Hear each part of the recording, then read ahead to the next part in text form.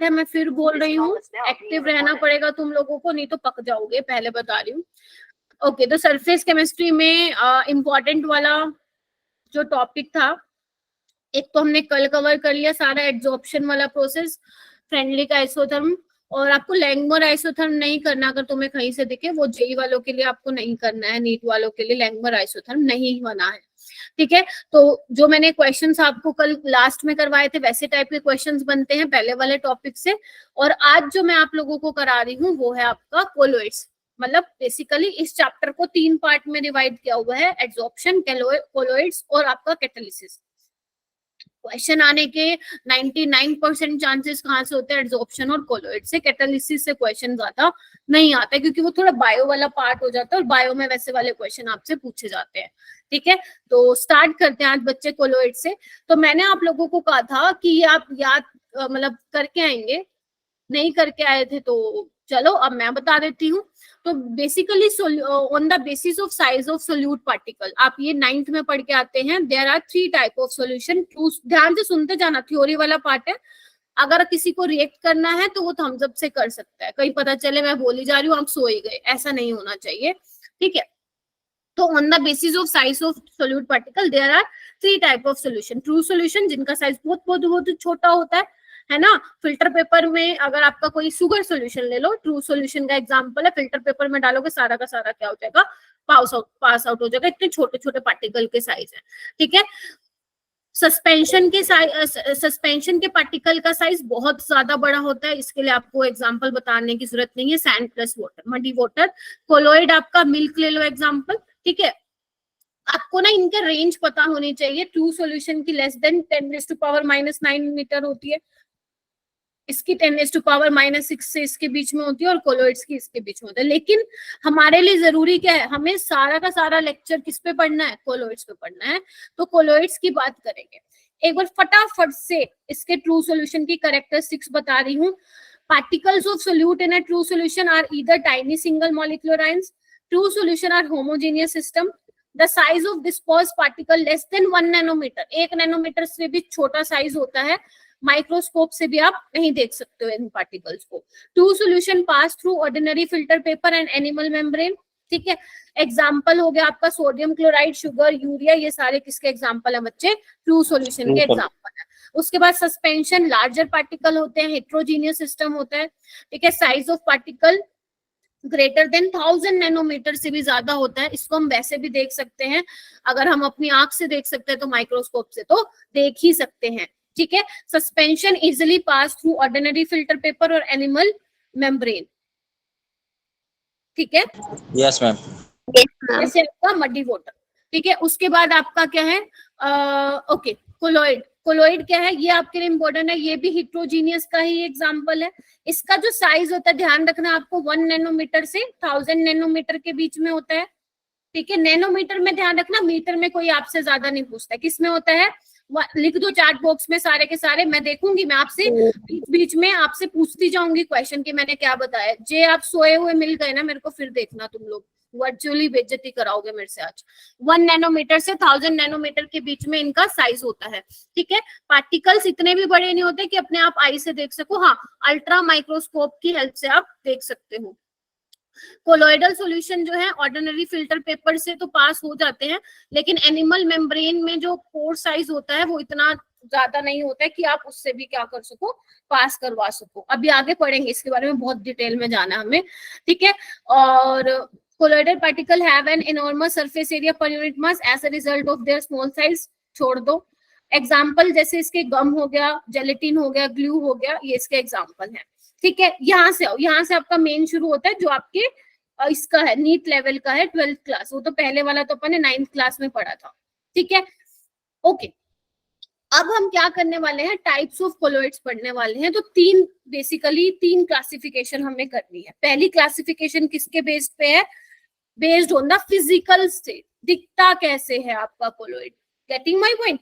जैसे हम नॉर्मली क्या पढ़ते हैं, सोल्यूट और सॉल्वेंट पढ़ते हैं, है ना, सोल्यूट है, सॉल्वेंट है, लेकिन हम कोलोइड्स में बार बार किसकी बात करूंगी, डीपी और डीएम की बात करूंगी, डीपी की और डीएम की। मैम ये डीपी क्या है, डीपी क्या है, डिस्पर्स फेज और डिस्पर्जन मीडियम। डिस्पर्जन मीडियम में आप डिस्पर्स फेज को मिला रहे हो।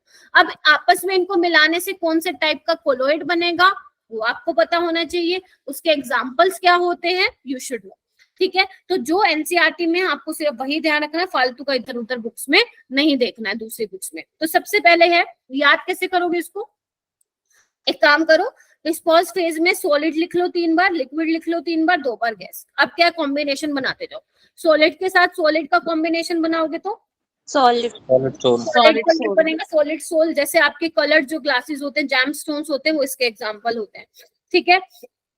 लिक्विड में सॉलिड को मिलाओगे तो सोल नाम होता है इसका, सोल ध्यान रखोगे। जैसे आपके जो पेंट्स होते हैं वो सेल्फ फ्लूइड्स होते हैं, बायो में पढ़ते हो, वो इसका एग्जांपल है, ठीक है। अगर मान लो आप गैस में सॉलिड के पार्टिकल्स मिला दोगे तो वो क्या होगा, एरोसोल। जैसे आपका स्मोक हो गया, डस्ट हो गया, तो ये सॉलिड इन गैस का एग्जांपल है। मैम ये लर्न करना है जी, हाँ, किस्मत अच्छी हुई तो 4 नंबर का क्वेश्चन यहीं से ही आ जाएगा तुम्हारे नीट के एग्जाम में, ठीक है। अच्छा, फिर उसके बाद लिक्विड वाले कॉम्बिनेशन देख लो बच्चे, लिक्विड को सॉलिड में मिलाया, जेल बन गई, सॉलिड में लिक्विड को मिलाया, जेल बन गई, चीज जेलीज, इसमें कुछ समझने का नहीं है। लिक्विड को लिक्विड में मिलाया, इमल्शन, एग्जांपल आपका मिल्क हो गया, हेयर क्रीम हो गया, बटर हो गया, ठीक है। ओके, ये इंपॉर्टेंट है, देखो गैस को सॉलिड में गैस को सॉलिड को गैस में किया तो भी एरोसोल बना, लिक्विड को गैस में मिलाया तो भी एरोसोल बना। जैसे fog, mist, cloud, insecticide sprays, ये सारे इसमें आते हैं। ये ठंडा एरोसोल होता है, वो गर्म। गैस को सॉलिड में मिलाओगे तो सॉलिड सोल बनेगा। 2 में बना सॉलिड सोल, किस किस में, अरे बच्चे बातें नहीं, सॉलिड को सॉलिड में मिलाया, सॉलिड सोल बना, गैस को सॉलिड में मिलाया, सॉलिड। कैसे, फ्यूमी स्टोन पता है क्या होता है, जो अपने बाथरूम में रखा होता है ना, ब्राउन कलर का, जो हम उसको पैर वगैरह उससे साफ करते हैं, समझ पा रहे हो ना मैं क्या बोल रही हूँ, इमेजिन कर लो इसको। फोम आपकी रबर, गैस इन लिक्विड आपका फोम, झाग, जैसे फ्रोथ होगी झाग, व्हिप्ड क्रीम होगी, सोप, लेदर, ये सारे इसका एग्जांपल है। अच्छा मैम आपने गैस इन गैस नहीं लिया क्योंकि वो क्या है, होमोजीनियस है, कोलोइड नहीं बनाता वो, तो इसकी हम बात इसलिए नहीं करते। आई होप कि ये लर्न कर लोगे, यस मैम, ठीक है। किस्मत अच्छी हुई तो 4 नंबर का क्वेश्चन यहीं से आ जाएगा। तो this is your classification first based on physical state of disperse phase and disperse medium. अब यहाँ से कहानी होती है शुरू। ओके, तो यहाँ पे आपको बेसिकली क्या करना है, इधर देखिए, हाँ, तो यहाँ पे अब क्या है, नेचर ऑफ इंटरेक्शन, मतलब आपको बेसिकली क्या करना है। अभी मैंने 2 चीजों की बात की, डीपी और डीएम की। अभी आपको देखना है कि इनका नेचर कैसा है, किसका, डीपी का और डीएम का। क्या दोनों में प्यार मोहब्बत है, क्या दोनों में लड़ाई झगड़ा है, ये आपको देखना है। जैसे आप पढ़ते थे ना hydrophilic and hydrophobic, yes ma'am, hydrophilic में आप बोलते थे वाटर लविंग एंड हाइड्रोफोबिक में आप बोलते थे वाटर रिपेलिंग। तो अगर यहाँ पे सॉल्वेंट पानी है तो you can use that words hydrophilic and hydrophobic, but अगर सॉल्वेंट पानी के अलावा कोई और है तो हम यहाँ पे यूज करेंगे lyophilic, lyophobic, lyophilic, lyophobic.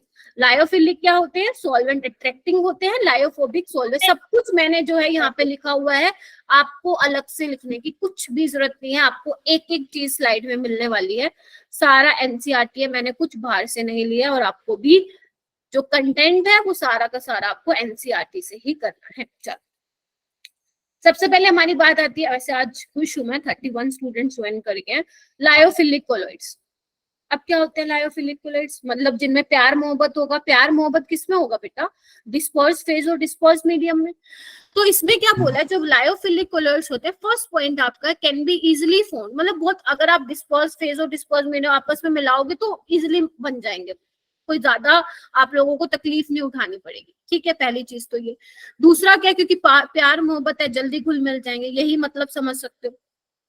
Reversible soul भी कहते हैं। रिवर्सिबल सोल क्या है, अगर मान लो आपने दोनों को मिला दिया, इवेपोरेट कर दिया, तो क्या हो जाएगा, आप इनको अलग कर सकते हो। अगर आप चाहते हो मैं तो दोबारा मिलाऊंगी इसको, तो दोबारा मिला लो, वो मिल जाएंगे। यानी कि ये कैसे होते हैं, रिवर्सिबल होते हैं, ठीक है। If the dispersion medium is separated from the dispersed phase by evaporation, the sol can be reconstituted by simply remixing with the dispersion medium. ठीक है जी, एग्जाम्पल क्या है इसके? आगे चलेंगे, बहुत एग्जाम्पल है, ये देखो ये लिखे हुए। ठीक है, उसके बाद क्या है, these are quite stable, stable है भाई, प्यार मोहब्बत है, अच्छे से घुल मिल रहे हैं, स्टेबल है।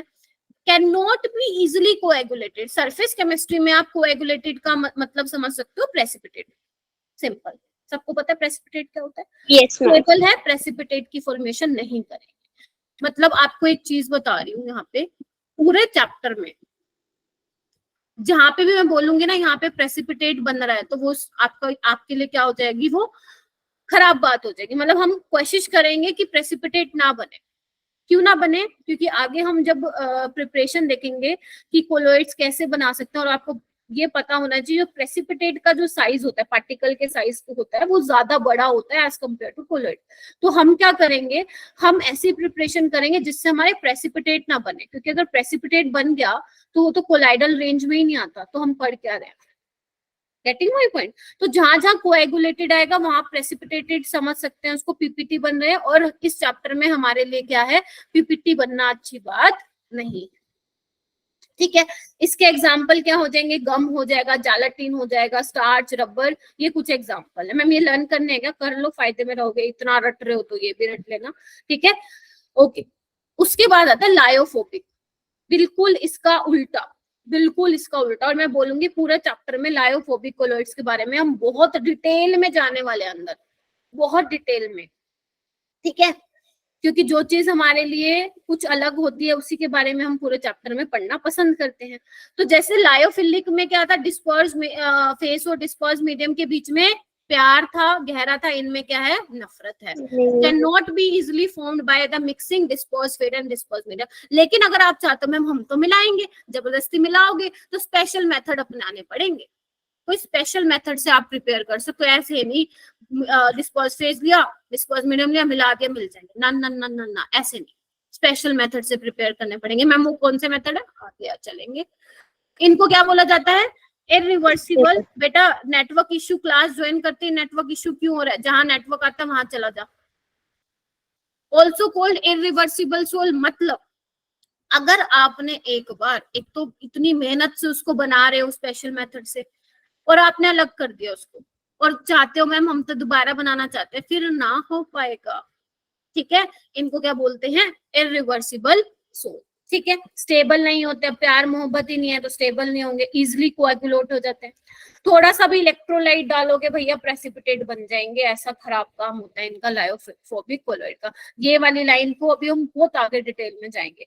ठीक है, इनको रखने के लिए स्टेबलाइजिंग एजेंट्स की जरूरत होती है। और लायोफोबिक कोलोइड्स के एग्जांपल प्लीज ध्यान रखना। हाँ Anshika, metal and their sulphides, बोलो।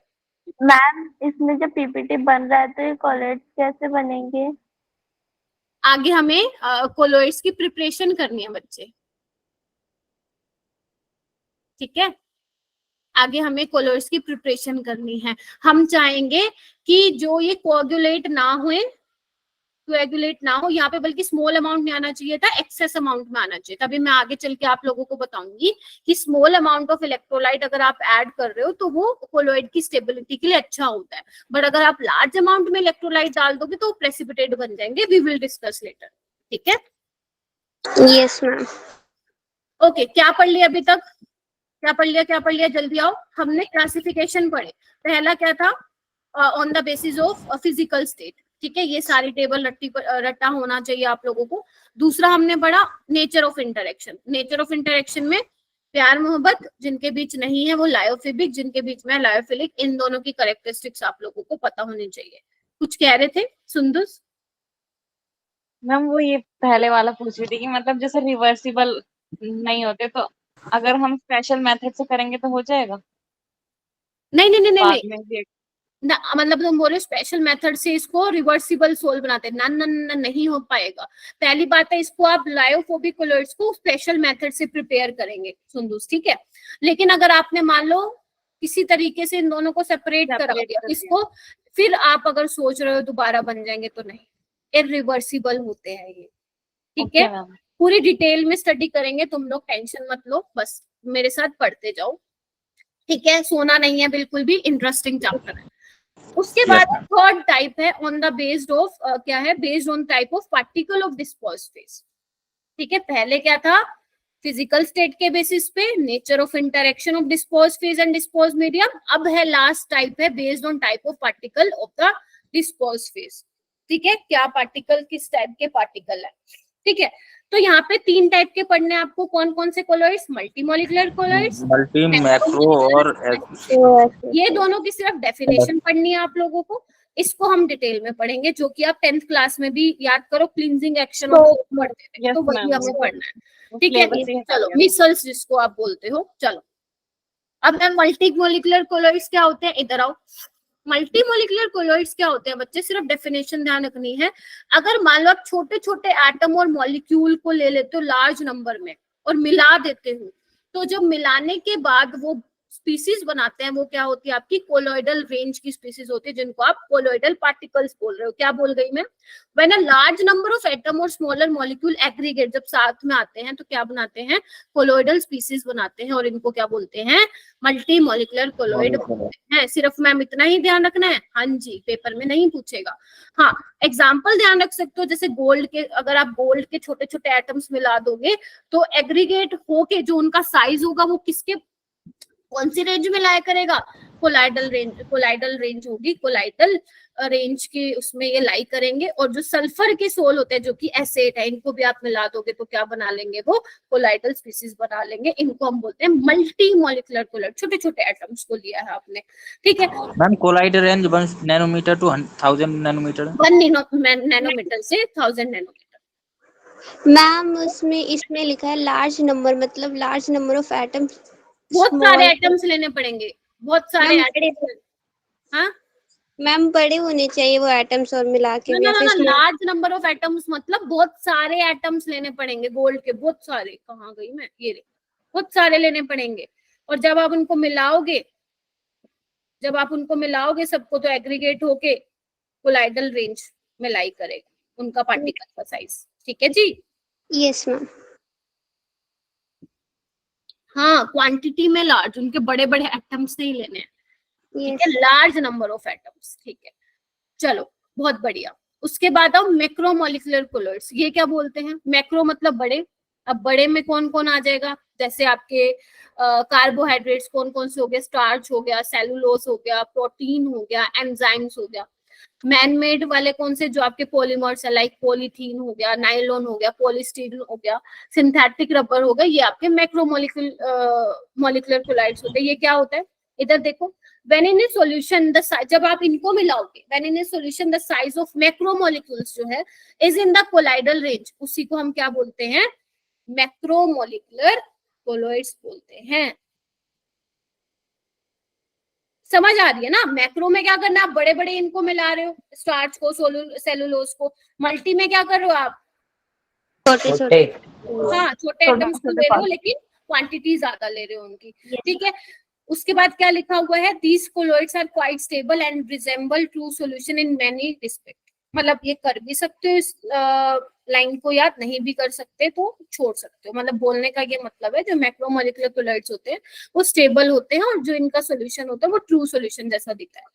मैं कहूंगी छोड़ दो, रहने दो, ये आपसे पेपर में आज तक नहीं आया, आगे भी नहीं आएगा। लेकिन हाँ, ये बहुत इंपॉर्टेंट है, एसोसिएटेड कोलॉइड्स। यहाँ पे एक एक जो मैं बात बोल रही हूँ आप लोगों को सुनना है। ठीक है, चलो ओके। तो हम इसमें मिसल की फॉर्मेशन देखने वाले हैं, कैसे क्या होता है। अब ध्यान से सुनना बच्चे, कुछ सब्सटेंसेस आपके ऐसे होते हैं लाइक सोप, अगर उनकी कंसंट्रेशन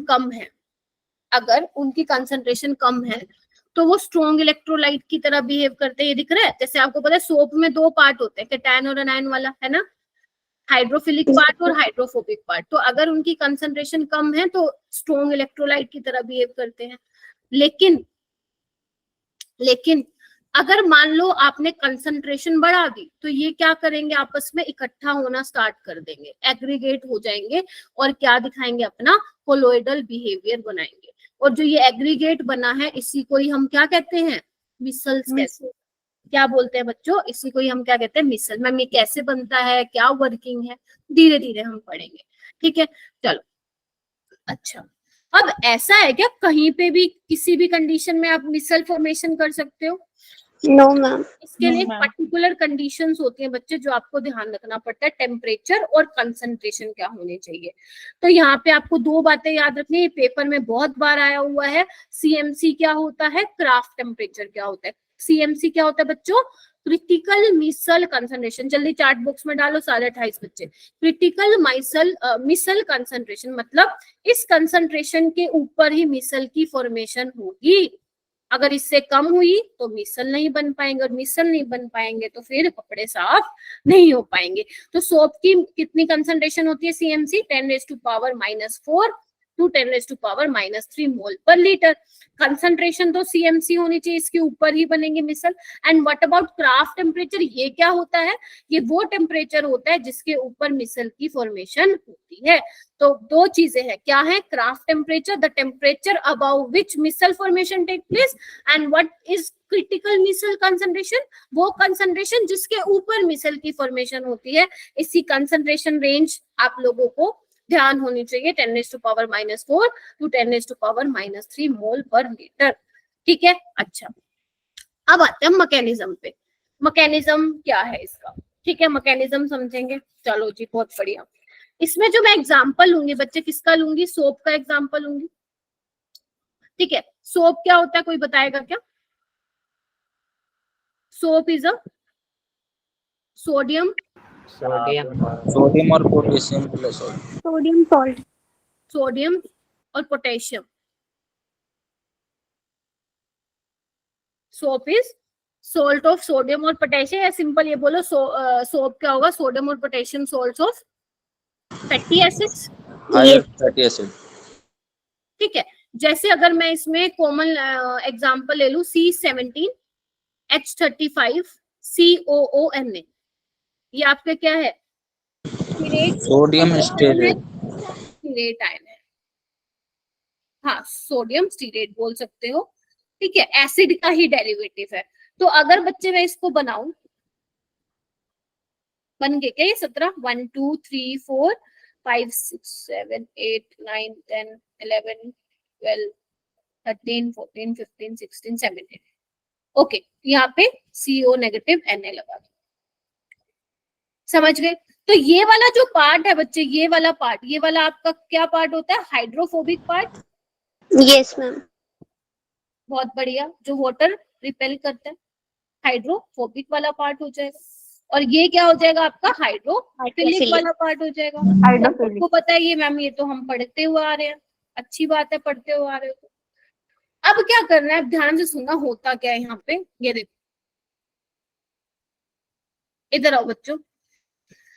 ओके, तो ये सोडियम स्टीरेट का स्ट्रक्चर है, यहाँ पे आपको बताया हुआ है हाइड्रोफोबिक टेल और हाइड्रोफिलिक हेड के बारे में बताया हुआ है।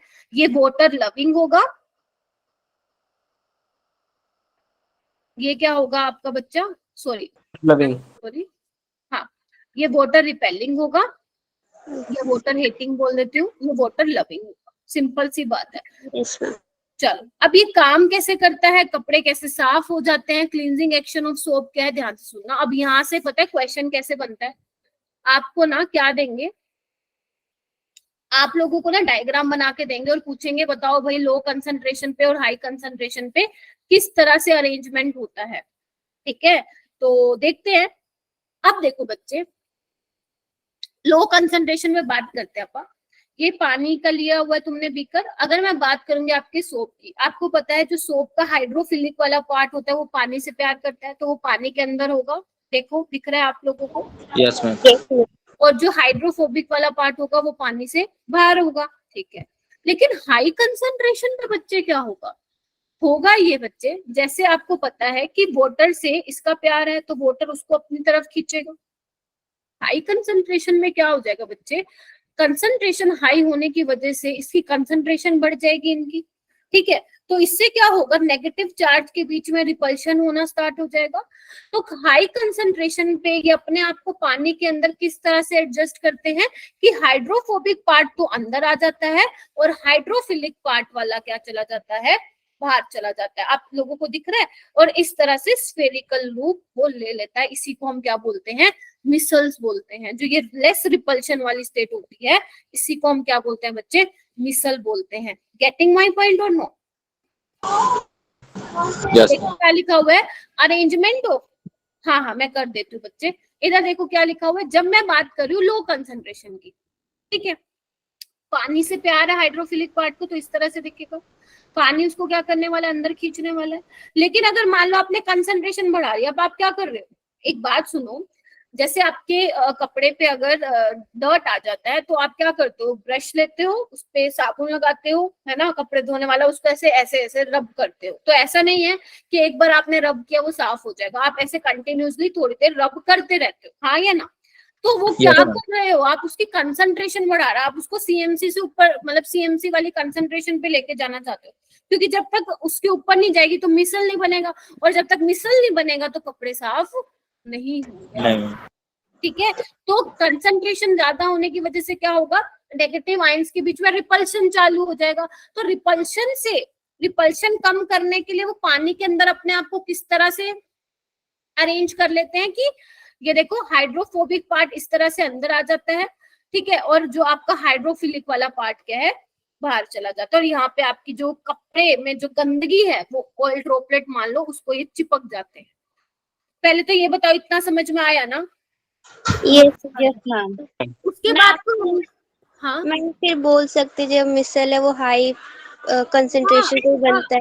बिल्कुल बिल्कुल बिल्कुल, ये लिखा तो हुआ है यहाँ पे कि arrangement of stearate ions inside the bulk of water at critical micelle concentration of soap. ये हटा दो, ये दोबारा से प्रिंट हो गया, ठीक है। उसके बाद दूसरा डायग्राम है मैम, इसमें सर्कल के अंदर जो हमारे मतलब ये कहाँ पे पोजीशन कहाँ पे? फिर से बोलो। जो हम दूसरा डायग्राम था हमारा पिछले पेज पे मैम, उसमें सर्कल के अंदर मतलब जो टेल टाइप में आया हुआ है वो अंदर बॉर्डर के अंदर है, बॉर्डर के पास। नहीं, अभी बता रही हूँ मैं। इधर देखो क्या लिख रहा है यहाँ पे, क्लींजिंग एक्शन। अभी तो मैंने ये बोला आप लोगों को कि कंसंट्रेशन ज्यादा होने की वजह से किस तरह से मिसल की फॉर्मेशन होती है, वो मैंने बताया आप लोगों को। अब वो कपड़े को साफ कैसे करते हैं वो मैं आप लोगों को बताने वाली हूँ। हाँ अर्पिता। मैम मुझे ये समझ नहीं आया कि उसमें मतलब नेगेटिव चार्ज में रिपल्शन क्यों हो रहा है। बेटा देखो इधर आओ, अभी तक इसकी कंसंट्रेशन कम है, कोई वो नहीं है। एक बात बताओ, जब कंसंट्रेशन ज्यादा होगी किसी चीज की तो क्या होगी? ज्यादा नहीं इकट्ठे हो जाएंगे, ये बहुत सारे नहीं हो जाएंगे? बोलो हाँ या ना? Yes ma'am. किसी चीज की आप कंसंट्रेशन बढ़ा रहे हो, जैसे मान लो सॉल्यूशन है तुम्हारे पास NaOH का, ये बहुत डाइल्यूट है। डाइल्यूट का मतलब क्या हुआ? पानी बहुत ज्यादा भरा हुआ है। इसको कंसंट्रेटेड कर रहे हो, गर्म करके कर रहे हो, या और OH नेगेटिव डाल रहे हो, तो बेसिकली आप क्या कर रहे हो? OH नेगेटिव की कंसंट्रेशन बढ़ा रहे हो, यही तो मतलब हुआ कंसंट्रेटेड सॉल्यूशन का। तो आप जब उसकी कंसंट्रेशन बढ़ा रहे हो तो आप बेसिकली क्या कर रहे हो? बहुत सारी चीजें होंगी तभी तो वो एग्रीगेट हो रहे हैं ना बच्चे। तो यहाँ पे क्या, अगर नेगेटिव चार्ज के बीच में रिपल्शन होगा तो उस रिपल्शन को ओवरकम करने के लिए वो किस तरह का रूप ले लेते हैं? मिसल की फॉर्मेशन कर लेते हैं इस तरीके से, स्फेरिकल, ठीक है, स्फीयर बन जाता है। अब मैम ये तो बन गया, आप ये बताओ कपड़े को साफ कैसे करता है? ओके, ये देखो आपका क्या है, ये जो क्लोथ पे ग्रीस लगा हुआ है, आपका डर्ट लगा हुआ है, उसको दिखाया जा रहा है, ठीक है। और स्टीरेट आयंस जो है आपके arranging around the grease droplet, देखो इस तरीके से ये ग्रीस ड्रॉपलेट है, देखो हाइड्रोफोबिक पार्ट आएगा ना उसके पास, हाइड्रोफोबिक वाला हाइड्रोफोबिक के पास, देख पा रहे हो? ठीक है, यस मैम। ठीक है। और लेकिन जब कंसंट्रेशन हाई होती है, यहाँ पे क्या आपका ऑयल ड्रॉपलेट है, तो इस तरह से देखो, इस तरह से फॉर्मेशन हो जाती है। फिर जब आप वो जो ब्रश मारते हो, जैसे आप पानी डालते हो ऊपर और ब्रश मारते हो, तो एकदम से क्या होता है, पानी के साथ ये इंटरेक्ट करके हाइड्रोफिलिक वाला पार्ट, और जैसे ही आप ब्रश मारते हो सारा का सारा क्या हो जाता है? आपके कपड़े साफ हो जाते हैं। वैसे तो मैं ये टॉपिक नहीं कराने वाली थी क्योंकि 10th में आप पढ़ के आ चुके हैं, तो ये आपको आना चाहिए, बहुत सिंपल है। मैम इसमें से क्वेश्चन आता है क्या? इसमें से क्वेश्चन सिर्फ ये आता है, वो आपसे ये पूछ सकते हैं लो कंसंट्रेशन पे कैसा शेप होता है एंड हाई कंसंट्रेशन पे कैसा शेप होता है, बस वो इतना ही आपसे पूछेंगे, नथिंग एल्स। क्लियर है? आगे चलूं, मैं ज्यादा फालतू का नहीं कर रही, ठीक है। अगर फिर भी बहुत ज्यादा किसी को पढ़ना है तो आराम से पढ़ सकते हो, कोई दिक्कत नहीं है। क्या पढ़ लिया अभी तक? कौन बताएगा? चैट बॉक्स में बोलो, या वैसे कोई बताना चाहता है तो, क्योंकि मैं पूछूंगी बीच बीच में से क्या पढ़ा दिया मैंने अभी तक। मैम मिसल पढ़ लिया और हाँ, क्रिटिकल टेम्परेचर। अच्छा, क्या होता है, एक सेकेंड गुंजन, क्या होता है सीएमसी, क्या होती है?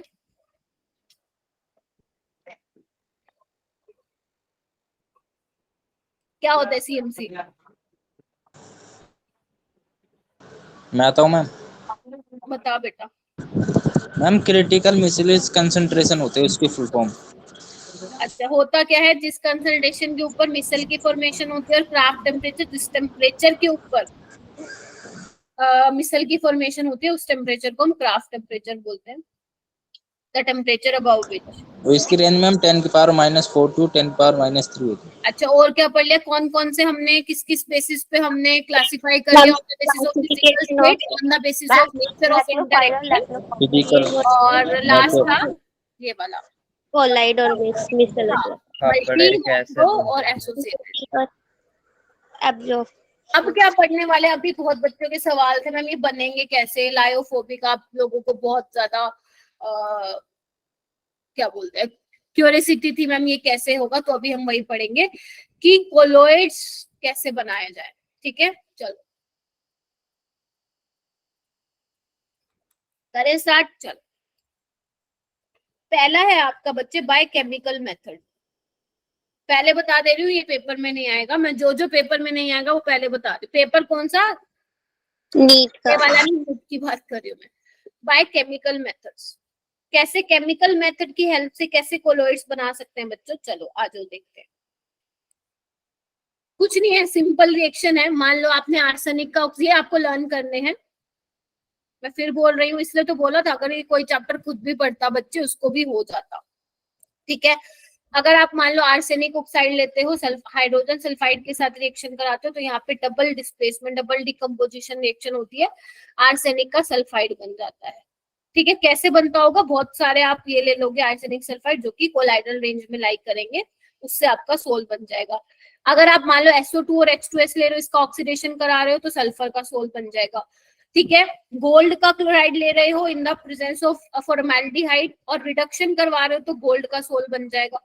और अगर मान लो आप FeCl3 को ले रहे हो वाटर के साथ, मतलब हाइड्रोलिसिस करा रहे हो, तो आपको फेरिक हाइड्रोक्साइड का सोल मिल जाएगा। तो इस तरीके से आप क्या कर सकते हो, कोलोइड्स को प्रिपेयर कर सकते हो। ये है आपका पहला तरीका।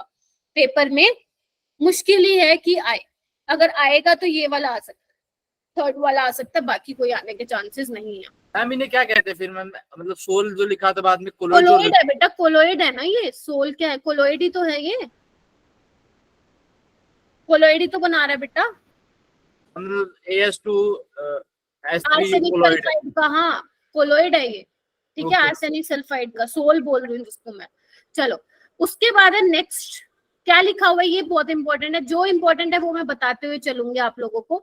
इलेक्ट्रिकल डिसइंटीग्रेशन, डिसइंटीग्रेशन का मतलब टूटना, इलेक्ट्रिकल का मतलब कुछ प्रोवाइड की गई है, इलेक्ट्रिक स्पार्क दिया गया है, जिसका नाम क्या है, इस मेथड का नाम है ब्रेडिक्स आर्क मेथड। पहले मैं अपनी भाषा में समझाऊंगी, बुकिश लैंग्वेज तो यहाँ पे लिखी हुई है। अब ध्यान से सुनो, होता क्या है, कर क्या रहे हैं हम बच्चे, कोलोइड्स बना रहे हैं। पहला कौन सा टाइप था आपका, केमिकल मेथड, सिंपल रिएक्शंस करवा के। सेकंड है ब्रेडिक्स आर्क मेथड। इसमें होता क्या बच्चे, आपने बीकर लिया हुआ है, ठीक है, इस बीकर में क्या है, आपने बर्फ भरी हुई है, आइस बात है ये, या तो ये बोल दो। इसके अंदर आपने एक और कंटेनर रखा हुआ है, इस कंटेनर में क्या है आपका बेटा, डिस्पर्जन मीडियम रखा हुआ है, उसमें क्या है, आपने इलेक्ट्रोड्स लगा रखी है। ठीक है, और क्या है, इलेक्ट्रिक स्पार्क जो है आप प्रोवाइड करा रहे हो, इलेक्ट्रिसिटी दे रहे हो। अब होता क्या है, इससे ध्यान से सुनना, ये हटा दो, ये कुछ भी नहीं है, ये प्रिंट हो गया। ठीक है, होता क्या है बच्चे, ये बहुत सिंपल है, कुछ नहीं है इसके अंदर। अब देखो, आपने जैसे ही इलेक्ट्रिक स्पार्क दी है, तो जो ये इलेक्ट्रोड्स है, मेटल की इलेक्ट्रोड्स है, यहाँ से क्या होना शुरू होता है, मेटल एवेपोराइज होना स्टार्ट होता है। क्या बोल रही हूँ मैं, जैसे ही आपने इलेक्ट्रिक स्पार्क दी, मेटल क्या है, एवेपोराइज होगा मेटल रोड से। अब आपको पता है यहाँ पे क्या रखा हुआ है, आइस बात रखा हुआ है, तो क्या करेगा, जैसे मेटल एवेपोराइज हो रहा है, टूट रहा है ना मेटल, एवेपोरेट हो रहा है, आइस बात रखा हुआ है, तो वो क्या करेगा, कंडेंस हो जाएगा, ठंडे होके नीचे आएगा, और यहाँ पे उसके क्या मिलेंगे, पार्टिकल्स मिलेंगे। और ये पार्टिकल का साइज क्या होगा, कोलाइडल रेंज का पार्टिकल का साइज होगा। इस तरीके से आप क्या कर सकते हो, क्या कर सकते हो, कोलोइड्स को प्रिपेयर कर सकते हो। तो ये तो है अपनी देसी भाषा। अब जो ये मैंने बोला है लैंग्वेज कैसे आएगी, ये देखो, this process involves dispersion as well as condensation. Dispersion भी हो रहा है, कंडेंसेशन भी हो रहा है। इसका एग्जांपल ध्यान रखना, आपसे पूछ सकते हैं गोल्ड, सिल्वर, प्लेटिनम, कौन कौन से मेटल प्रिपेयर, कौन कौन से ले सकते हो मेटल, गोल्ड, सिल्वर, ठीक है। In this method electric arc is struck between electrodes of the metal immersed in the dispersed medium. The intense heat, इधर आओ, the intense heat produced vaporize the metal. उसके बाद क्या है, आइस बात किस लिए रखा हुआ है, ताकि कंडेंस होके क्या है, नीचे आए और इकट्ठा होके क्या कर लेगा, वो जो पार्टिकल्स बनाएंगे वो कौन से साइज का होगा, कोलाइडल साइज। खत्म, शुरू होते ही खत्म, कुछ करना ही नहीं। मतलब ये चैप्टर माना कि रट्टा मारने वाला है, लेकिन उतना ही इजी भी है, आसान भी है, कुछ नहीं करना तुम्हें। कौन कौन से प्रिपेयर कर सकते हो बेटा इससे, गोल्ड का सोल, सिल्वर का, मैम इसकी डायग्राम आएगा, एग्जांपल देंगे ना ना डायग्राम नहीं आएगा, आपसे इससे कुछ भी पूछ सकते हैं इसमें से आपसे, ठीक है। आपसे ये पूछ सकते हैं कि किसमें कौन से वाले प्रोसेस में डिस्पर्शन और कंडेंसेशन होता है, तो तुम्हें पता होना चाहिए कौन सा मेथड होता है, वो ब्रेडिक्स आर्क मेथड होता है। कौन कौन से कोलाइडल्स, कौन कौन से मेटल यूज कर सकते हैं इसमें, गोल्ड, सिल्वर, प्लेटिनम, खत्म। उसके बाद आता है सबसे इंपॉर्टेंट पेप्टाइजेशन, लिखो यहाँ पे मोस्ट इंपॉर्टेंट। पेप्टाइजेशन क्या होता है ये आपको समझना पड़ेगा, क्योंकि अगर इसको नहीं समझा चैप्टर आगे मुश्किल हो जाएगा। देख कैसे लर्न करना है इसको, कैसे ध्यान रखना है, ध्यान से सुनो। कर क्या रहे हैं बच्चे, हम कोलोइड्स को प्रिपेयर कर रहे हैं। पहले केमिकल मेथड से किया, दूसरा अपना क्या था, ब्रेडिक्स आर्क मेथड, तीसरा हमारा पेप्टाइजेशन। में पेप्टाइजेशन क्या होता है,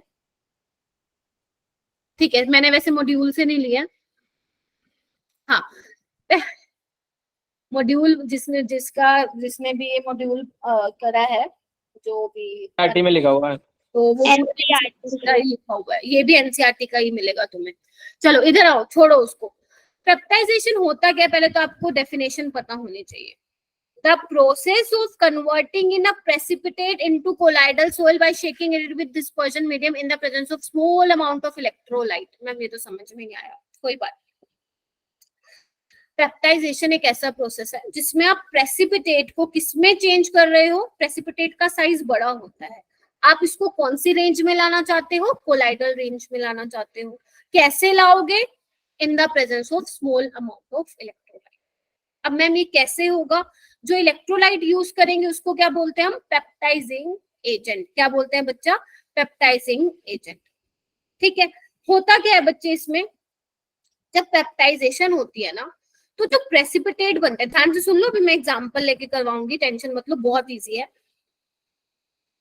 पेप्टाइजेशन के दौरान क्या होता है, जो प्रेसिपिटेट बनते हैं वो अपने सरफेस पे क्या कर लेते हैं, आयंस एब्जॉर्ब कर लेते हैं। अब मैम कौन से आयंस एब्जॉर्ब करेंगे, जो इलेक्ट्रोलाइट ले रहे हो उसके वाले आयंस एब्जॉर्ब करेंगे, ठीक है। उससे क्या होगा, पॉजिटिव और नेगेटिव चार्ज आएगा आपके प्रेसिपिटेट पे। तो आपके जो कोलोइड्स होते हैं बच्चे, वो क्या होते हैं, चार्ज्ड पार्टिकल होते हैं। वो आपके पॉजिटिवली चार्ज कोलोइड्स भी हो सकते हैं और नेगेटिवली चार्ज कोलोइड्स भी हो सकते हैं। मैम इसको बस इतना ही करना है क्या, आगे डिटेल में पढ़ेंगे कि कौन कौन से टाइप के होते हैं। सबसे पहले इसको समझो पेप्टाइजेशन प्रोसेस को। जैसे एग्जांपल ले लेते हैं, मान लो तुम्हारे पास AgNO3 है, ठीक है, इसमें आपने क्या डाला बेटा, Ki डाला एक्सेस में। ध्यान से सुन लो, बहुत इंपॉर्टेंट है, मैं फिर बोल रही हूँ, भर भर के क्वेश्चन आते हैं यहाँ से। क्या बनेगा इससे, AgI और KNO3 बनेगा, बोलो हाँ या ना, प्रेसिपिटेट बनेंगे, ठीक है। यानी कि ये रिएक्शन कराने से प्रेसिपिटेट तो बनेगा, और you know very well precipitate का साइज क्या होता है, ज्यादा होता है, उनका जो रेंज होता है वो ज्यादा होता है एज कम्पेयर टू कोलोइडल। हमें क्या करना है, प्रेसिपिटेट से कौन से वाले रेंज में आना है, कोलाइडल रेंज में आना है। ये हमारा मेन क्या बोलते हैं, मोटो है, जो हमें करना है थ्रू पेप्टाइजेशन। अब होगा क्या बच्चे, इधर आओ, जो AgI के प्रेसिपिटेट है ना, वो अपने सरफेस पे क्या करेंगे, आयंस एब्जॉर्ब करेंगे। और कौन से आयन एब्जॉर्ब करेंगे, जो कि कॉमन आयन होगा इलेक्ट्रोलाइट का। अब देखो यहाँ पे Ki डाला एक्सेस में, इसका कॉमन आयन देखो कौन सा है, I नेगेटिव। तो इसके सरफेस पे क्या होगा बच्चे, I नेगेटिव क्या हो जाएगा, इस तरीके से। इसको हम क्या बोलेंगे, ये कैसा टाइप का सोल है या कैसे टाइप का कोलॉइड है, नेगेटिवली चार्ज कोलॉइड। समझ में आ गया इतना जितना मैंने बताया था बच्चों? मैम हाँ मैम आपने बोला इसमें प्रेसिपिटेट नहीं बनते कोलाइडल में, मतलब इसमें मतलब प्रेसिपिटेट दोबारा समझा रही हूँ, क्या बोला मैंने। पेप्टाइजेशन प्रोसेस क्या है मनीषा, प्रेसिपिटेट से हमें कोलाइडल सोल बनाना है, तो पहला काम बन गया हमारा, प्रेसिपिटेट भी तो बनाना पड़ेगा ना, अब रिएक्शन के थ्रू ही तो बनवाऊंगी। अब क्या बोला मैंने, अभी तो मैंने कोलोइडल बनाया ही नहीं है ना, अभी तो हम क्या बोल रहे हैं, process of converting a precipitate into colloidal. पहले ये तो देख लो प्रेसिपिटेट कैसे बना। Yes ma'am. तो प्रेसिपिटेट जो बना है वो क्या कर लेगा, अपने सरफेस पे कॉमन आयन एब्जॉर्ब कर लेगा जो इलेक्ट्रोलाइट से आया। तो कौन से वाला एब्जॉर्ब करेगा, आई नेगेटिव, तो इसको मैं बोल सकती हूँ नेगेटिवली चार्ज कोलॉइड। तो ये क्या बोल रहा है, this causes the development of positive और नेगेटिव, डिपेंड करता है कि आपने क्या लिया है। अभी अपन ने ऐसे वाला लिया है जिसमें आपका नेगेटिवली चार्ज कोलॉइड बन रहा है, होगा क्या, वो बोल रहा है which ultimately break into smaller particle of the size of colloid. एक बात देखो, अब क्या होगा, जो आपके सॉल्यूशन में प्रेसिपिटेट है क्या है, अब ऐसा नहीं है पूरे सॉल्यूशन में या तो नेगेटिवली चार्ज ही होगा या पॉजिटिव चार्ज होगा, ऐसा नहीं है दोनों इकट्ठे चार्ज आ जाएंगे, नहीं नहीं, ठीक है। अब आपके सॉल्यूशन में कैसा कोलॉइड है, वो नेगेटिवली चार्ज कोलॉइड है। एक बात बताओ, अब वो प्रेसिपिटेट को आप पास पास में ला सकते हो क्या, नहीं ला सकते हो। अगर लाओगे तो क्या हो जाएगा बच्चे, रिपल्शन चालू हो जाएगी, हाँ Yes. Repulsion Yes. चालू हो जाएगी। अब रिपल्शन चालू ना होने की वजह से क्या रहेंगे, दूर दूर रहेंगे, तो वो कौन सी रेंज में होंगे, कोलॉइडल रेंज। कोलॉइडल रेंज में होंगे। समझ में आया कि नहीं आया, यानी कि स्मॉल अमाउंट ऑफ इलेक्ट्रोलाइट हमारे कोलॉइड्स को क्या बना रहा है, स्टेबल बना रहा है, क्योंकि स्मॉल अमाउंट ऑफ इलेक्ट्रोलाइट की वजह से हमारे प्रेसिपिटेट पे क्या आ रहा है, चार्ज आना इकट्ठा हो गया। अब वो सारे प्रेसिपिटेट इकट्ठे नहीं हो सकते, अगर इकट्ठे हो जाएंगे तो साइज बड़ा बन जाएगा, लेकिन नेगेटिव चार्ज अगर पास आएंगे तो नेगेटिव नेगेटिव क्या करेंगे, रिपेल करेंगे, तो वो एक दूसरे से क्या रहेंगे, दूर रहेंगे। क्लियर है, इसलिए मैंने बोला था स्मॉल अमाउंट ऑफ इलेक्ट्रोलाइट क्या होता है, रिस्पॉन्सिबल होता है for the stability of colloid. समझे कि नहीं समझे? यस। यस इसको और भी डिटेल में पढ़ेंगे, ऐसा नहीं है बस इतना खत्म, और भी डिटेल में पढ़ेंगे, बट फॉर पेप्टाइजेशन आप लोगों के लिए इतना ही सफिशिएंट। आई होप कि तीनों मेथड बिल्कुल इजीली क्लियर हो गए। मैं फिर बता देती हूँ, पहला केमिकल मेथड था जिसमें हमने अलग अलग तरह के सोल बनाए, like arsenic sulphide, sulphur sol, अगर पेपर में आया तो गोल्ड वाला आ सकता है। उसके बाद हमने ब्रेडिक्स आर्क मेथड किया, हमने क्या किया, आइस बाथ लिया, उसमें हमने कंटेनर लिया, कंटेनर में हमने डिस्पर्जन मीडियम डाला, 2 इलेक्ट्रोड रखी, इलेक्ट्रिक स्पार्क जो है प्रोवाइड कराई, इतने ज्यादा हीट प्रोड्यूस किया कि जो मेटल की इलेक्ट्रोड थी उसमें मेटल, उससे क्या होने लगा, मेटल वेपोराइज होने लग गया। अब क्योंकि आइस बात है, हमने आइस डाली हुई है, तो क्या करेगा, वो कंडेंस भी करेगा, और कंडेंस होके जो पार्टिकल का साइज होगा वो कौन सी रेंज में आएगा, कोलाइडल में आएगा। फिर हमने पेप्टाइजेशन किया, पेप्टाइजेशन में मैंने बोला कि पेप्टाइजेशन में हम कर क्या रहे हैं, प्रेसिपिटेट को कोलाइडल रेंज में लाने की कोशिश कर रहे हैं। तो हम क्या कर रहे हैं, थोड़ा सा इलेक्ट्रोलाइट ले रहे हैं, क्योंकि इलेक्ट्रोलाइट से हमारा कोलॉइड क्या है, स्टेबल बनता है, ठीक है। अच्छा जी, तो हमने क्या लिया, हमने एग्जांपल और भी हो सकते हैं, आगे चल के पढ़ेंगे। जैसे मैंने इसमें सिल्वर नाइट्रेट और KI को मिलाया तो मेरे पास AgI के प्रेसिपिटेट मिले।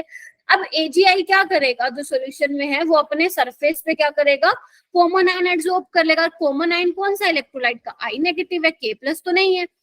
तो जो एब्जॉर्ब करेगा, जिस चार्ज को एब्जॉर्ब करेगा उसी पे उसका नाम पड़ जाएगा, नेगेटिवली चार्ज कोलॉइड हो जाएगा। गेटिंग माय पॉइंट और नोट? Yes ma'am. होगा अब आपके जो पार्टिकल्स हैं सॉल्यूशन में, जो प्रेसिपिटेट है वो पास पास नहीं आएंगे, क्योंकि अगर पास आए तो साइज तो बड़ा हो जाएगा, हमें वही तो नहीं करना है, उससे तो छुटकारा पाना है। तो क्या हो जाएगा, पास पास आएंगे तो रिपल्शन होगी, तो वो दूर दूर रहेंगे, मतलब वो कौन सी रेंज में आ जाएंगे, कोलॉइडल रेंज में आ जाएंगे। तो इस तरीके से आप क्या कर सकते हो, पेप्टाइजेशन कर सकते हो। क्लियर है बच्चों? Yes ma'am. अब और कहानी आगे बढ़ते हैं। मैम आपने कोलॉइडल सॉल्यूशन बना लिए, अब बात आती है प्योरिफिकेशन की।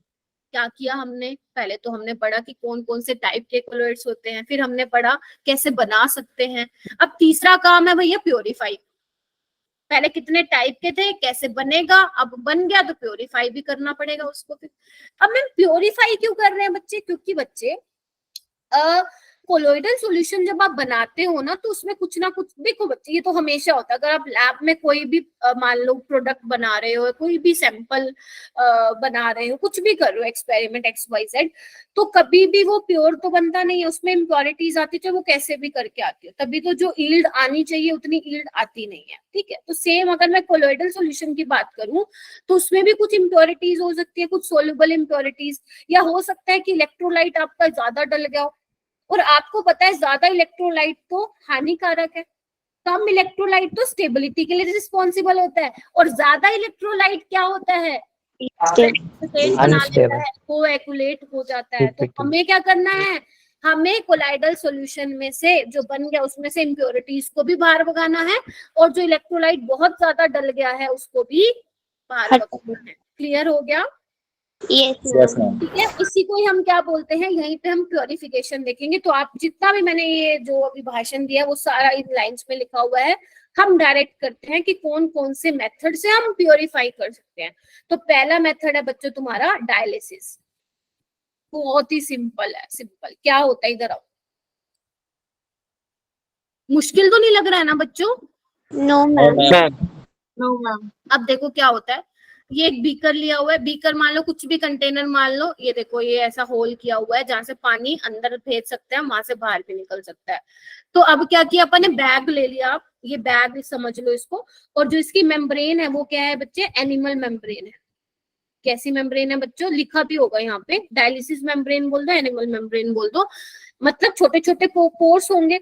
और ये बेटा ऐसे पोर्स हैं जिसमें से जो ट्रू सॉल्यूशन वाले पार्टिकल का साइज होता है सिर्फ वही पास आउट हो सकते हैं, जो कोलाइडल रेंज वाले पार्टिकल है वो पास आउट नहीं हो सकते हैं, ठीक है। तो कोलाइडल सॉल्यूशन में क्या होगा, आपका कोलोइड होगा, सोल होगा, और क्रिस्टलोइड्स होंगे। क्रिस्टलोइड्स बोले तो आपके इलेक्ट्रोलाइट और कुछ सोल्यूबल इम्प्योरिटीज, समझे कि नहीं समझे?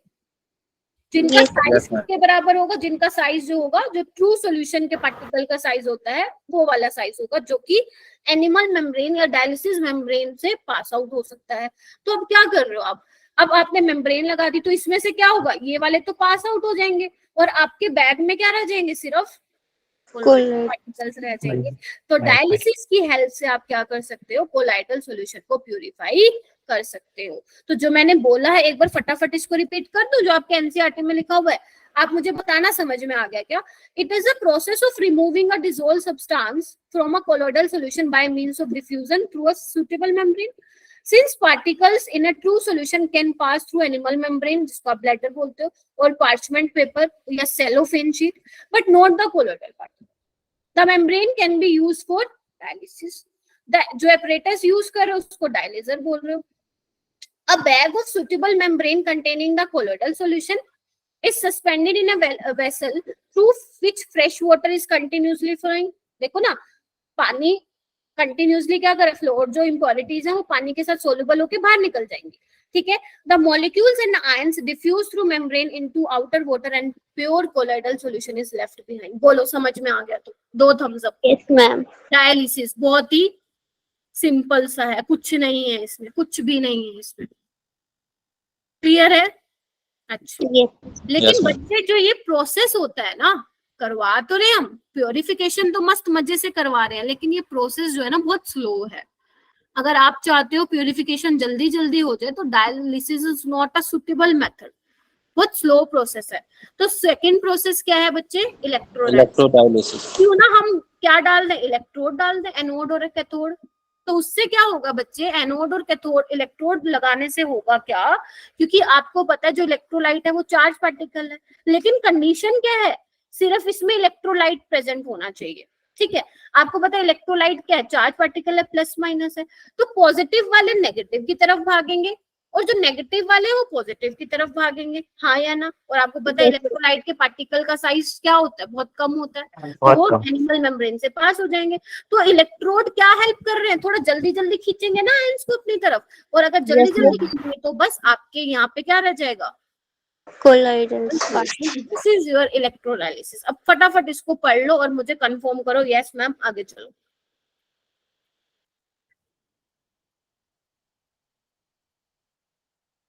क्लियर है? मुश्किल तो नहीं लग रहा है ना कुछ भी? क्या क्या पढ़ लिया? प्यूरिफिकेशन पढ़ रहे हैं हम, डायलिसिस पढ़ लिया, इलेक्ट्रोडायलिसिस पढ़ लिया, इसके बाद अल्ट्रा फिल्ट्रेशन। पहले ये अपना कंफर्म कर लो, फिर अल्ट्रा फिल्ट्रेशन पे चलेंगे, ठीक है? चलो यस मैम। मैम काश सारे चैप्टर ऐसे ही होते, सोच रही यस नहीं नहीं मैम, बेकार है मैम, नींद और लग रही है। मैम काश हाँ वो चैप्टर सही है। है। क्या कह रहे हो, नींद आ रही है? हाँ मैम, मैं 3 बार पानी पी चुका हूँ ठंडा ताकि नींद खुल जाए। यस क्योंकि जनरली मैं इतना नहीं बोलती हूँ ना, आज तो मेरे को पूरा बोलना पड़ रहा है, सोचो। मैम कितनी देर पढ़ाओगे? और मैम आज की क्लास इंटरेस्टिंग है, कल तो मैम एक्स्ट्रा boring क्लास सा लोगे तो लगा हम था। थोड़ा ऐसे थोड़ा स्टार्ट। मैम बहुत नींद आ रही है इस चैप्टर में, तो अगर हम खुद से पढ़ने बैठे तो मैम सो ही जाएंगे पढ़ते पढ़ते। मैम ये टाइम भी ऐसा ही है मैम, नींद वाला टाइम है। और रहने दो, सारे को कौन सी नींद आ रही है तुम लोगों को? और आप पानी पी लो सारे के सारे। मैम 3 बार कर चुका हूँ पानी पी के, मैं बैठ चुका हूँ 3 बार। अच्छा पी लिया। क्या करे बच्चे, पढ़ना तो पड़ेगा। थोड़ी बात कर लेते हैं, फिर स्टार्ट करते हैं अल्ट्रा फिल्ट्रेशन। मैम वैसे कितने देर चलाओगे ये क्लास? कितने बजे? अभी 9:30 बजे है ना, 10 मिनट और पढ़ाऊंगी। मैम 9:45 तक है। हाँ रुक क्लास। जा भाई, रुक जा भाई, थोड़े दिन मैम 10 बजे तक पढ़ा तो खत्म हो जाएगा चैप्टर। अगर हम बीच में सो गए ना मैम तो हमें जगा देना, ठीक है? क्या फायदा होगा मैम सो जाएंगे तो क्यों सो रहे हो? गलती तुम्हारी। अब पढ़ लो, फिर खुद चैप्टर पढ़ लो। खुद चैप्टर मैम- पढ़ोगे तो डबल नींद आएगी फिर। मैम इनसे पूछना, बायो में भी इनको नींद आती है फिर क्या? हाँ फिर ये, हाँ बात तो सही बोली, बायो में नींद आती है क्या फिर तुम लोगों को? मैम सोने नहीं देती ना। बोलते ही नहीं बात क्लास। क्या कह रहे हो दीपक? हाँ मैम हम बायो की क्लास में अरे रुको रुको, एक को बोलने दो पहले। दीपक की आवाज कम आती है। हाँ दीपक। चुप दीपक हो गया चुप वो। हो गया। अरे बोलो दीपक बोलो। मैम शिवानी मैम को बता नहीं सकते ना नींद आती है, मतलब मारे। क्या बोला था वैसे दीपक ने? मैम शायद गया था, क्लास होती कहाँ है आजकल?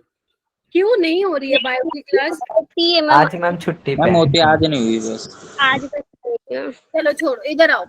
आ जाओ, बस हो गया, बातें हो गई। अल्ट्रा फिल्ट्रेशन, अभी इसमें क्या है? अल्ट्रा फिल्ट्रेशन बोले तो कोई फिल्टर पेपर का हम यूज करने वाले, कुछ स्पेशल टाइप का फिल्टर पेपर, ठीक है? ओके मैम, रिकॉर्डिंग देखा करो। बायो में हम कुछ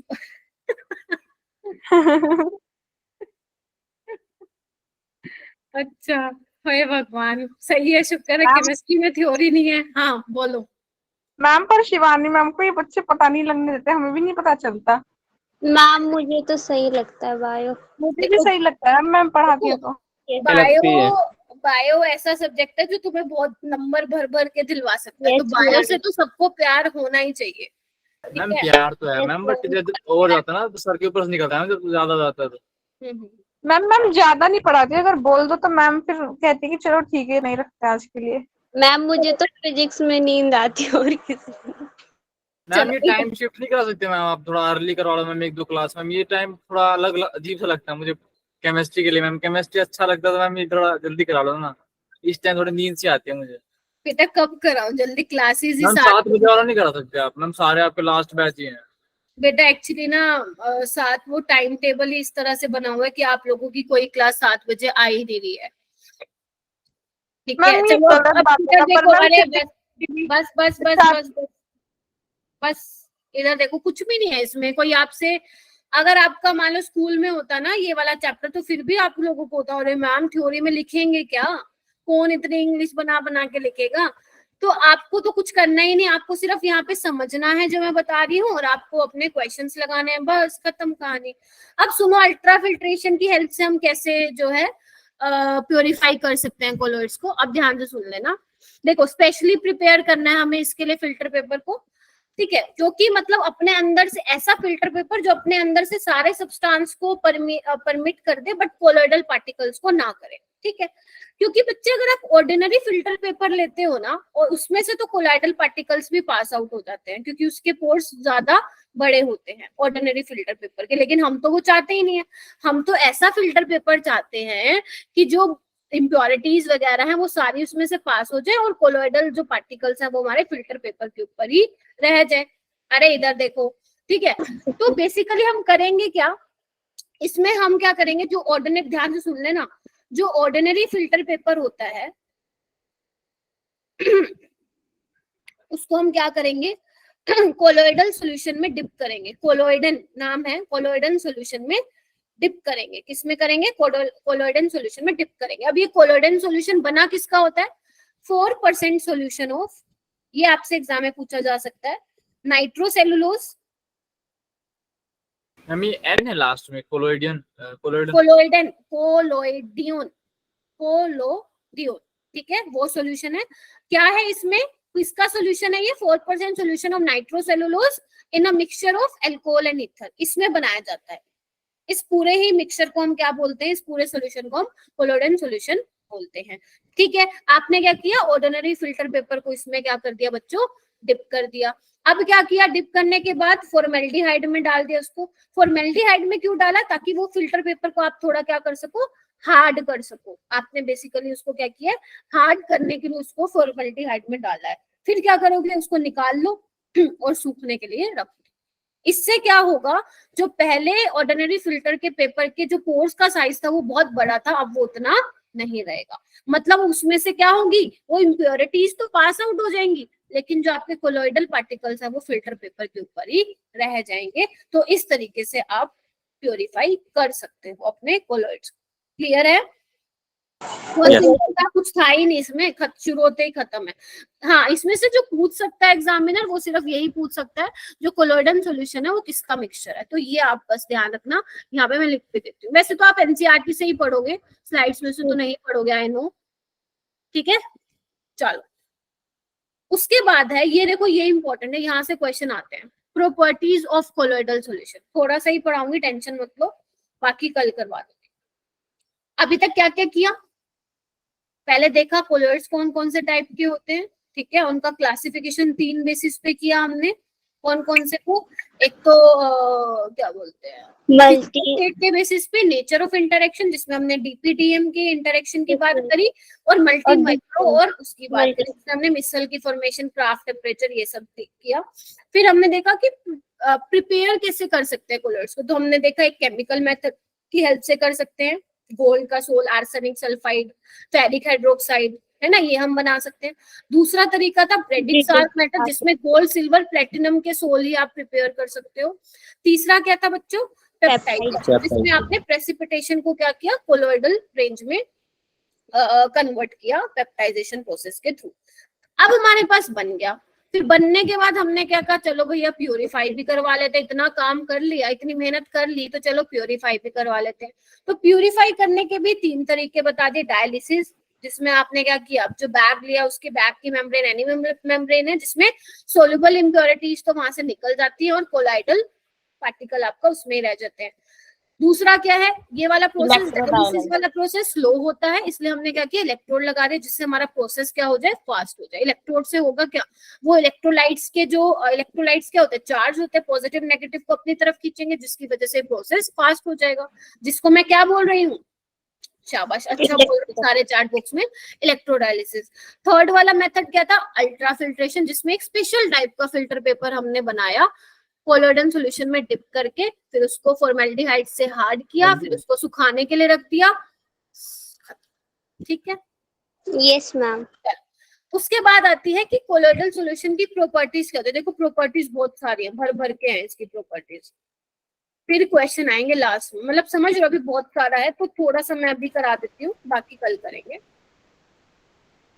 ओके, तो सबसे पहले colligative property. Colligative property ma'am ये तो वही है जो कि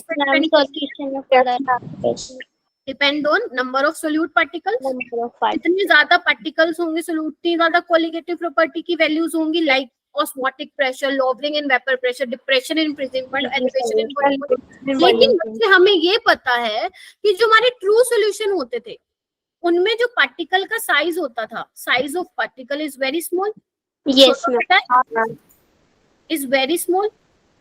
लेकिन अगर मैं बात करूं कोलोइडल सॉल्यूशन की, तो कोलोइडल में क्या होता है, size of particle is large as compare to true solution बोल। Yes ma'am. होगा क्या बच्चे,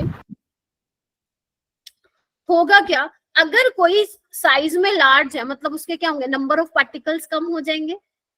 यस मैम। अगर नंबर ऑफ पार्टिकल्स कम हो जाएंगे तो उसकी कोलिगेटिव प्रॉपर्टी की वैल्यू क्या होगी, डिक्रीज हो जाएगी। बस खत्म, लो खत्म। कोलोइडल पार्टिकल्स बीइंग बिगर एग्रीगेट्स, बस पढ़ लो इसको, the number of particle in A colloidal solution is comparatively small as compared to true solution, hence the values of colligative property like आपको पता ही है are of small order as compared to value shown by true solution। अगर तुम NEET के PYQs देखोगे तो देखोगे तुम्हें इससे रिलेटेड 5 से 7 क्वेश्चन मिलेंगे इस 4 लाइनों पे। 5 से 7 क्वेश्चन आए हुए हैं प्रीवियस ईयर में, अलग अलग बदल बदल के। ठीक है, समझ में मेरी बात? ठीक है मैम, ये तो बहुत सिंपल था बिल्कुल। नेक्स्ट आता है आपका टिंडल इफेक्ट। पढ़ा था क्या बचपन में टिंडल इफेक्ट? हाँ मैम पढ़ा था। टिंडल इफेक्ट क्या होता है? Scattering of light. Yes ma'am. ये ऊपर से आता कट गया है, बाकी कोई बात नहीं। स्कैटरिंग ऑफ लाइट होता है आपका टिंडल इफेक्ट। चलो ओके, तो अगर आपने 9th क्लास में पढ़ा होगा, अगर आपको ट्रू सॉल्यूशन और कोलाइडल सॉल्यूशन में डिफरेंशिएट करना है तो आप क्या करते हो, अगर आप एक कोलाइडल सॉल्यूशन लेते हो, आपके स्कूल में प्रैक्टिकल भी कराया होगा ये।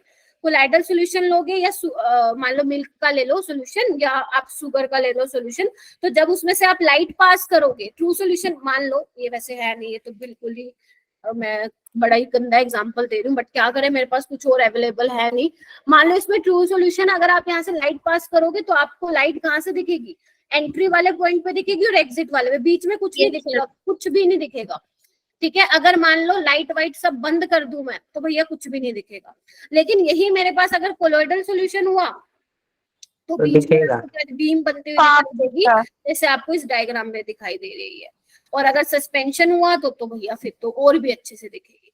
ठीक है, तो अगर मैं इसका डायग्राम, जैसे इसमें आपने क्या है, बीकर में कोलाइडल सॉल्यूशन डाला हुआ है, या आप लाइट पास करा रहे हो, बीच में ये लेंस लगा हुआ है। ठीक है, और जो ऑब्जर्वर है वो उसके राइट एंगल पे देख रहा है थ्रू माइक्रोस्कोप, तो उसको क्या दिखेगा? कोलाइडल सॉल्यूशन में से लाइट स्कैटरिंग दिखेगी। इसी को ही हम क्या बोलते हैं बच्चे? टिंडल इफेक्ट बोलते हैं। टिंडल, ये फर्स्ट ऑब्जर्व किसने किया था? फैराडे ने किया था। उसके बाद इसकी स्टडी टिंडल ने की थी, इसलिए इसका नाम क्या पड़ गया बच्चों? टिंडल इफेक्ट पड़ गया। क्या पड़ गया? Tyndall effect. लेकिन मैम ये क्या इंपॉर्टेंट है? क्या इंपॉर्टेंट है? ये वाली चीज जो भी मैं आप लोगों को बताने वाली हूँ कि टिंडल इफेक्ट कौन कौन सी कंडीशन में ऑब्जर्व होगा बच्चों। ठीक है, टिंडल इफेक्ट जो है कौन कौन सी कंडीशन में ऑब्जर्व होगा, ये आपको ध्यान रखना है। ठीक है, टिंडल इफेक्ट का एग्जांपल दे सकते हो क्या?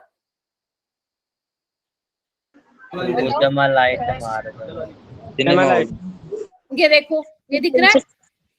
यस मैम सनलाइट है ना? ऐसी मैम वो जो मैम छोटी सी 4 से मैम वो हाँ, अगर मान लो आप सुबह सुबह देखो तो वहां पे आपको दिखाई देगा अच्छे से टिंडल इफेक्ट। आपके 10 पार्टिकल्स होते हैं, उनका जो रेंज होता है वो कोलाइडल रेंज वाले उसमें लाई करते हैं। तो स्वेटरिंग की वजह से क्या होता है, आपका टिंडल इफेक्ट शो होता है आपके सिनेमा हॉल्स में भी। ठीक है, चलो बात है ये कि टिंडल इफेक्ट के लिए कंडीशन क्या है बच्चे, तो ध्यान रखना, यहाँ से क्वेश्चन बहुत बार आया हुआ है। क्या बोल रहा है वो? The diameter of disperse particle, जो आपके पार्टिकल्स हैं उसका जो डायमीटर है is not much smaller than the wavelength of light use. मतलब जो आप वेवलेंथ, जैसे मान लो जो ये लाइट यूज कर रहे हो, इसकी जो वेवलेंथ है क्या छोटी नहीं होनी चाहिए? किससे? डिस्पर्स पार्टिकल के डायमीटर से। फिर बोल रही हूँ, डायमीटर जो होगा डिस्पर्स पार्टिकल का वो ज्यादा कम नहीं होना चाहिए जो जिस लाइट की आप वेवलेंथ यूज कर रहे हो। सेकेंड चीज, जो आप डिस्पर्स फेज और डिस्पर्स मीडियम ले रहे हो, उनके जो रिफ्रैक्टिव इंडेक्सेस होंगे जो कि फिक्स होंगे, उनके बीच में बहुत ज्यादा डिफरेंस होना चाहिए। ये 2 कंडीशन है, प्लीज इसको लर्न करो। ये बहुत बार पेपर में आता है कि टिंडल इफेक्ट की क्या क्या कंडीशन है। Yes ma'am. अच्छा, उसके बाद क्या है, ये मैं ऑलरेडी बता चुकी हूँ। Tyndall effect is used to distinguish between a colloidal and true solution. ठीक है, जिगमॉन्डी करके एक बंदा था, इन 1903 में उसने टिंडल इफेक्ट को यूज किया था और एक सेटअप किया था। क्या किया था? टू सेटअप एन apparatus, जिसको कौन सा क्या नाम था उसका? Ultra microscope. लेकिन ध्यान रखना, जो अल्ट्रा माइक्रोस्कोप है ना, वो ये नहीं बता पाता कि जो कोलाइडल पार्टिकल है उसका साइज क्या है।